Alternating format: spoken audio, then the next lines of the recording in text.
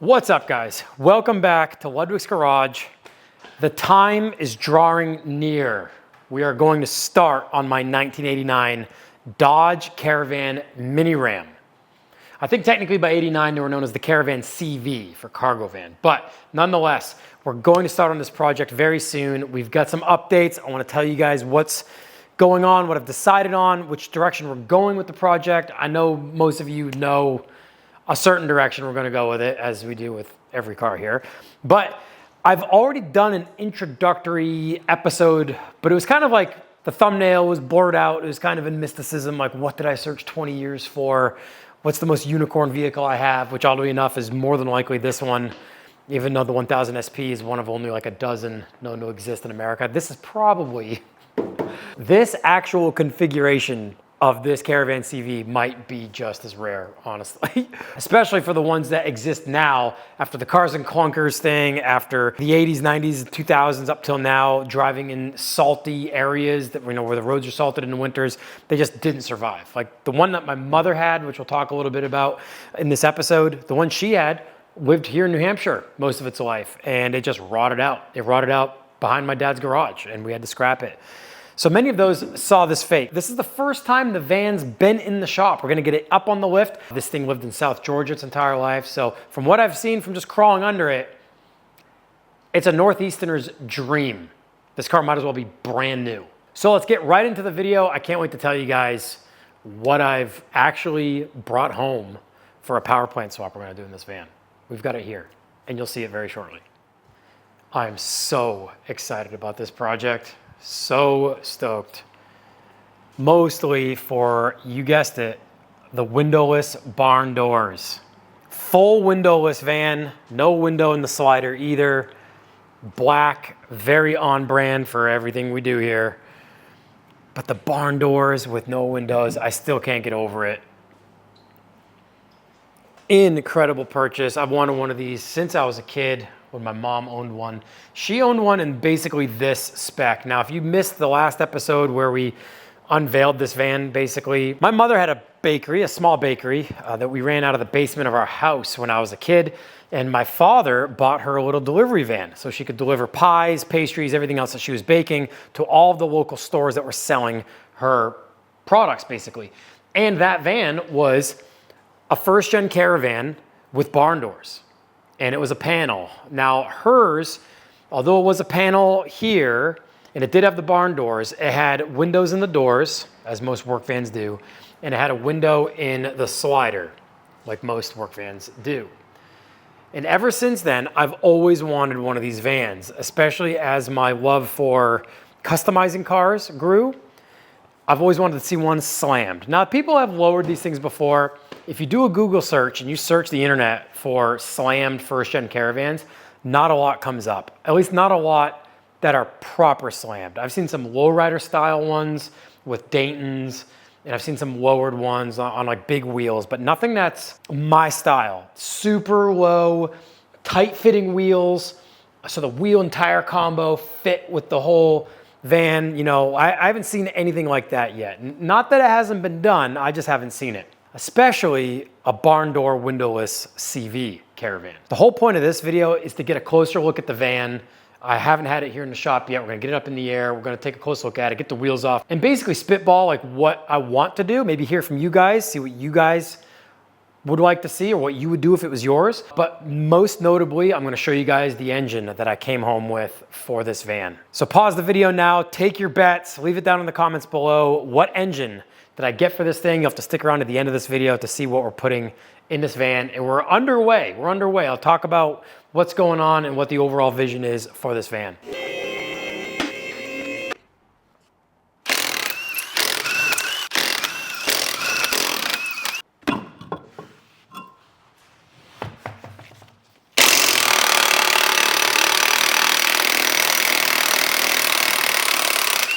What on earth was that all about?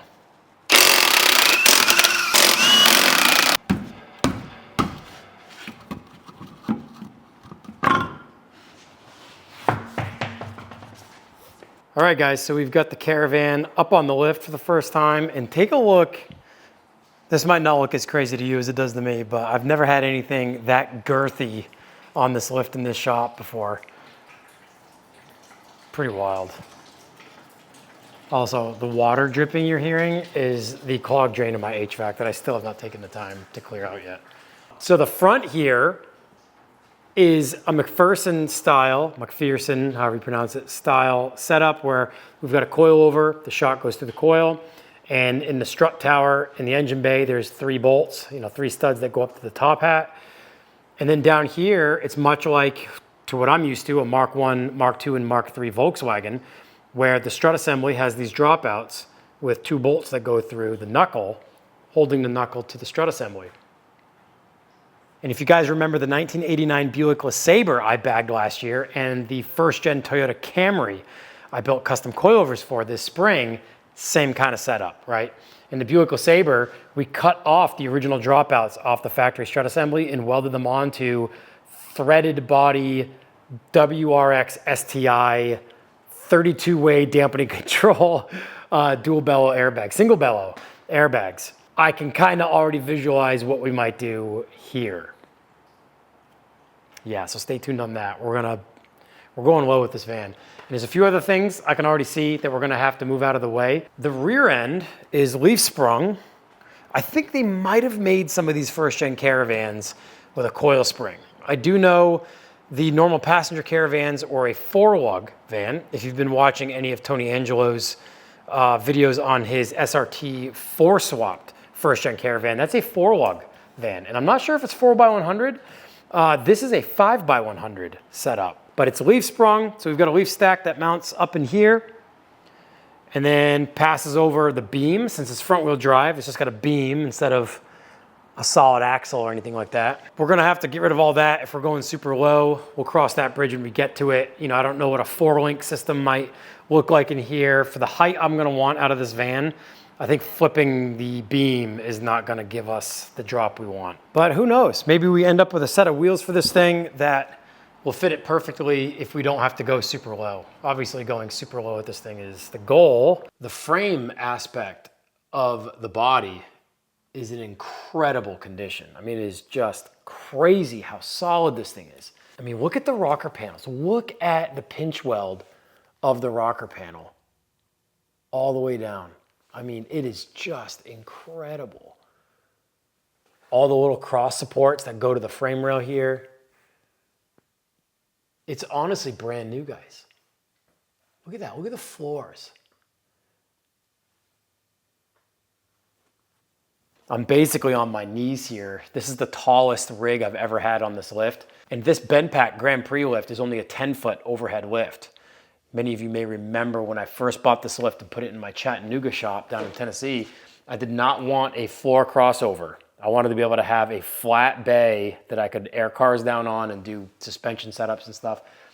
But we didn't have 12-foot ceilings in that shop. And Benpack makes a 10-foot overhead 2-post lift. Being from New Hampshire, these vans are gone. Like, this is all wrought. All this here, rocker panel, this pinch weld, everything under it, everything inside here would be all wrought. I mean, the salt would have just destroyed this thing. And all the way up, it's just as good as it was new. I mean, look at the driver's side floor. It's just crazy. As rust-free as it gets, guys, honestly. But that's a look underneath the van, guys. Just as incredible as it looked when I crawled under it in Georgia. So for those of you guys who don't know, these first gen Caravans did come with a turbo motor and a 5-speed manual transmission option. Even the marker lights right here have the Mopar star like molded into the plastic. How cool is that? Okay, so before we put this thing back down on its feet, I'm gonna put some PB Blaster on all of our wheel studs because these lug nuts came off really hard and not sounding awesome. So we're gonna squirt a little bit of PB Blaster on all these wheel studs just to give the lug nuts some motivation. They just came out with the clear low odor blaster last year, or earlier this year, I think, which is also an alternative if you don't like the smell of PB Blaster. I personally do. It makes me feel like I'm getting some work done. It's a nostalgia feel, nostalgia smell. Also, off camera, I've put our Blaster parts cleaner, our parts washer solvent. I've finally put that can in our parts washer. But I need another 5-gallon pail because I forgot that this was a 10-gallon plus parts washer and I only have 5 gallons worth of the solvent in there. But eager to use that product. I've never used the Blaster parts washer solvent. All right, wheels are back on, but before we set it down, I forgot to show you guys the most cool part of this whole van. Well, that's definitely the most cool part of the whole van. But the previous owner, the original owner who spec'd it out, put this trailer hitch in it, right? And it's a legit trail hitch, like a legit one. Proper bolted to the frame rail with a proper cross member. You know, obviously it's not a 2 5/16 ball, you know, heavy duty trailer hitch, but this is as heavy duty as you could install on these Caravans. And the original owner put almost 300,000 or more than 300,000 miles on this van, towing a 16-foot enclosed trailer with this hitch, which to me is the coolest part, that 2.5 4-cylinder with that automatic transmission survived almost 300,000 miles towing a trailer its whole life. The original owner had a transmission rebuild and an engine put in it. And I don't know what the extent of new motor means. Rebuilt motor, a new motor for the van, but it's used, I don't know. But he had a new motor installed and the transmission overhauled or rebuilt 3 years ago, maybe 4 at this point. And then quickly developed an electronic issue, like a wiring issue that kept killing the van. He realized that if you moved the main harness that goes to the firewall while it was running, it would quit. You know, you'd think it would be a ground maybe, fuel pump relay ground. If something was killing the motor and causing it to stop running, and he just kind of gave up on it. So I bought it with that issue, with supposedly a new motor and rebuilt transmission in it. So this van was originally silver, which oddly enough was the color of my mother's barn door Caravan CV. Now I much prefer it black, and they did a good job, honestly. In the engine bay here was just probably spray paint, I would assume, because all the paint's kind of come off the rad support and the strut towers and stuff. But on the actual van, this was a seal out, like, I was gonna say windows out, but honestly just the windshield would be the only thing because there's no other windows. But it was a full, like, door handles, lights out, grill out, trim out spray. Jams, they did the jams. Ooh. We're gonna take care of that right now. We're gonna put some Blaster up in that track. I forgot that this thing was a little stuck on opening. Yeah, we're going to get up in there. Let's get some white lithium grease. That's what we're gonna put up in there. Some of this stuff.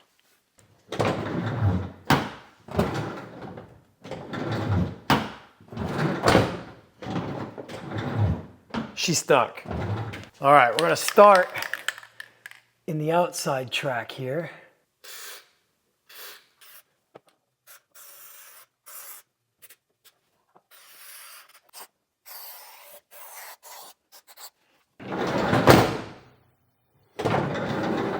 I don't even need to hold the handle to shut it now. I can just grab the edge of the door.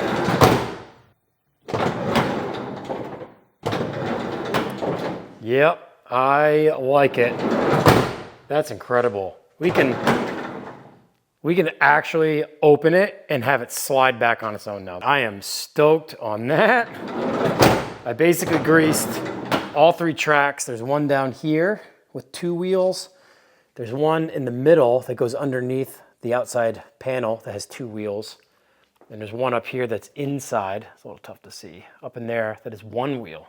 I keep forgetting to let you guys know that in the video's description of every video I post, there's a link to Blaster's entire store on Amazon where you can get any Blaster product. The link in the video's description below helps give Ludwick's Garage a kickback. If you order anything from the Blaster store through the link down below, it actually helps bring a little bit of a kickback here to Ludwick's Garage. So you're actually supporting the shop by buying some Blaster products through that link. All right, you guys already saw this in the previous episode of the van, but this is the 2.5 Chrysler 4-cylinder. They're actually not bad.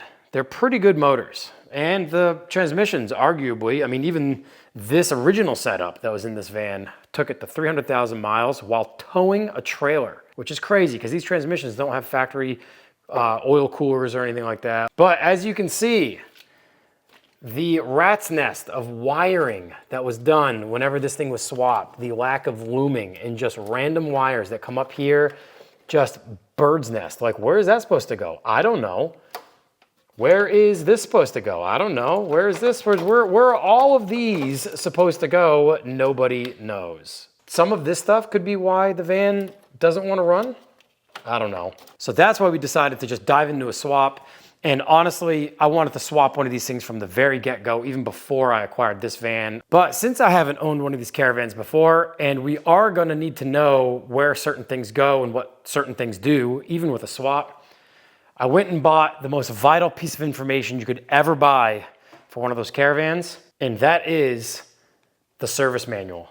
And I got one for $19.89, the Ram van, which is exactly what we have. So this is the exact year service manual for our van, and it is Bentley book thick. Like, it is everything you need to know about these 1989 mini Ram Caravans. And it gives you schematics and wiring diagrams and how to take certain things apart and where all the hidden bolts are. And I do like the idea of trying to figure out what the problem was and getting this thing running and driving with its factory motor and transmission. So I kind of know that the motor and transmission are good when we take it out. That way I could sell it on to somebody else and they could use it. Otherwise it's coming out condition unknown. What do you guys think? Do I even bother taking the time to dive into the rabbit hole of trying to figure out what's wrong with this motor, diag, getting it running and driving the van? A part of me kind of wants to do that, but we have so many projects here and so little time left here in the summer and fall. I kind of want to just tear this thing out and start working on the actual swap, because there's going to be a ton of fabrication involved. There's going to be a ton of wiring involved. So with that being said, I want to show you guys the power plant drivetrain I've decided to put in this Caravan. Let's go check it out.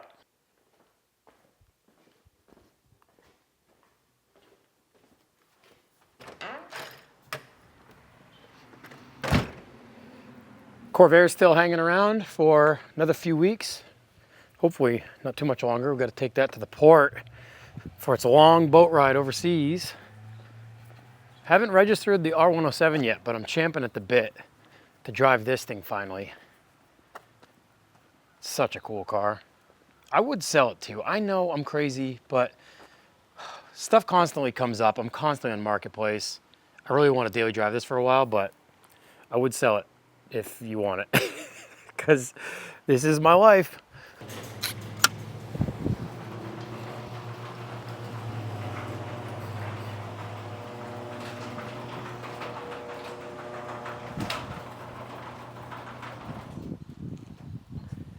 All right, so we're up here at the extra stash of cars.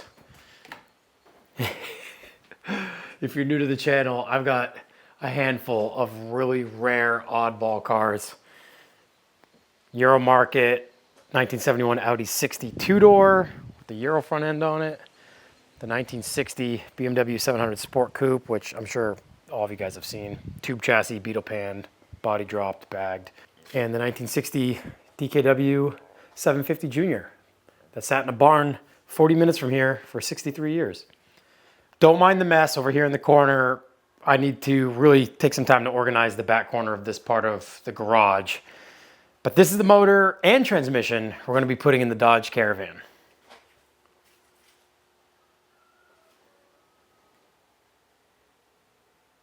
This here is a Volkswagen BEW 1.9 liter turbo diesel 4-cylinder with a 5-speed manual gearbox attached to it. Now, the majority of the 1.9 TDI Volkswagen swaps you see in vehicles, other Volkswagen platforms, even off-road vehicles, Isuzu Troopers, Suzuki Samurais, little Toyota Tacomas, you see the 1.9 TDI Volkswagen motors put in so many cool applications for off-road, for street car use, but most of those are the ALH. And that's the same motor that my good friend Zach DiPiero has in his Mark III Harlequin, which has been on all of the Overcrest rallies with us. And I was looking for an AAZ originally, which is a mechanical injected Canadian market 1.9 TDI, which basically means it's like a one wire. And for me, in my simpleton wiring expertise, a mechanical pumped 1.9 TDI would have been the move, because I wouldn't have to worry about a harness. All I'd have to do is put key power to the to the injection pump, hook lines up, and we're off and running, right? And that's really what I wanted to do. But Perry down at S&P said, we'll build the harness for you, no problem. So you're gonna see them a lot on the channel moving forward with this whole thing. They're gonna build me a custom harness to put this 1.9 TDI in that Caravan. But like I said, it's not an ALH. This is the BEW, which if I remember correctly, was only a 2-year motor that Volkswagen did here in North America. This motor here came from Colin and Brent at Alpine Motors up in St. John, New Brunswick, Canada. We picked this up while we were up there at Complex Union. We loaded it on the front of the 2-car trailer with the Auto Union and the white Corvair and came home with the whole setup. Basically, Colin and Brent had a Mark IV Jetta that they had serviced for years. They had a customer of their shop that basically decided to relinquish the car. It just had a lot of rust. You know, it's Canada, just like here, the salt kills the cars. And I think it had a cracked turbo housing. So I think it needs a turbo as well. So it needed some maintenance, and he just decided to go a different route, get a new car, and they just ended up with it. Well, basically the week before the Complex Union show, Colin, Matt, and the boys up there blitzed this on a Sunday afternoon and pulled it out of the car with everything attached. I mean, we alternator, AC unit, we've even got the transmission still attached, the stub axles. Now I have already taken the harness off and sent the entire harness down to Perry and Sal at S&P, where they're gonna be working on the harness for us to get this motor in the Caravan. I'll probably put another factory turbo on it. I don't think we're gonna go larger with the turbo. We'll send the injectors out to get cleaned. And I think that's it. I think we'll just do an ECU tune, stock turbo, stock cleaned injectors. So Volkswagen turbo diesel, 5-speed manual swap. That's the other cool part, is we're gonna manual swap the van as well. And I've got a lot of the supporting parts, right? We've got the little intercooler, we've got the shifter housing, which I don't know if we'll use this one or not. We might even like hit up CAE for like a really cool motorsport, like pedestaled shifter in the Caravan maybe. We've got our hoses. We've just got a bunch of supporting stuff. Mounts and whatnot for the motor. I've got to really organize a lot of this stuff because we've got DKW parts, we've got parts of the steering wheel collection here, and wheel halves and lips and barrels and the grill to the other DKW Junior. Krieger's down in there. All right, guys, well, that right there is what we're going to be doing with the Caravan. And yeah, we've got projects just coming out of every nook and cranny of this place. It's just what I do. This has just been the dealio long before the channel. This is what I've been living in. We're gonna be bringing the 700 to an event in New Jersey in September, along with the 1000 SP, so stay tuned for that. I am so stoked to make this mini Ram cargo van a Volkswagen 1.9 TDI 5-speed swapped van. I think that's gonna be such a sick swap. Now I've seen a 1.6 and 1.9 VW TDI swap in these vans before. It's been done. There's a guy out in like the Dakotas somewhere on YouTube from like 20 years ago, put a Mark 1 1.6 NA diesel Volkswagen motor in a first-gen Caravan, and I'm pretty sure he did a 1.9 TDI swap as well. So we're not in uncharted territory. You know, there's probably been a handful of people that have done that swap that just aren't on the internet. The reason why I want to do it, other than the fact that Colin and Brent donated that motor to the cause, right? So huge thanks to those guys. Now, what some of you may not know is that in the 1980s, when this Caravan was built, Dodge and Volkswagen were in collaboration together. And in the Dodge Omni and the Plymouth Horizon, which were basically the Chrysler Rabbit, it was just a 4-door hatchback. It was a Chrysler Rabbit. It's crazy how similar they look. Some of the Dodge Omnis and the Plymouth Horizons came with Volkswagen 1.7 4-cylinder engines in them. And I'm pretty sure Chrysler used some Volkswagen transmissions as well. I think the automatic transmissions in some of the models were also Volkswagen. Now this is where I start to nerd out with like the below the layer details about what I want to do. I want to put the BEW Volkswagen 1.9 TDI in this van because Chrysler and Dodge was using Volkswagen engines in 1989 in other models of theirs. So it all kind of makes sense in my opinion. Like we're not doing something outlandish and bizarre, which I'm still into.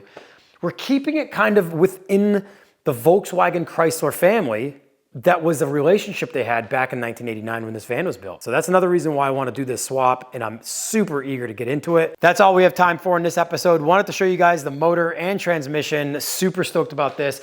Can't thank Perry and Sal from S&P enough for helping build the harness. If you want to motor swap anything, these guys are mostly Volkswagen wizards. So go check out S&P. I've left their link in the video's description below.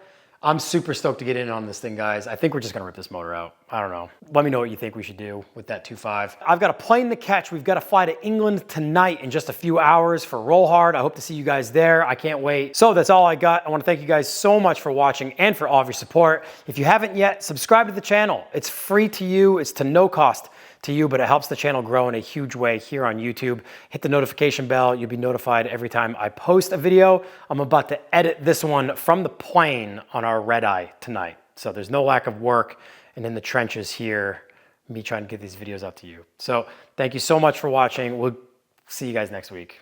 I'm tired.